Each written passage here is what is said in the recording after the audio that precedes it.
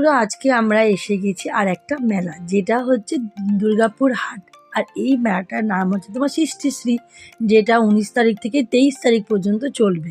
তো তোমরা যারা এখনো পর্যন্ত মেলাটা দেখতে আসেনি তারা অবশ্যই বন্ধুরা দেখতে আসবে।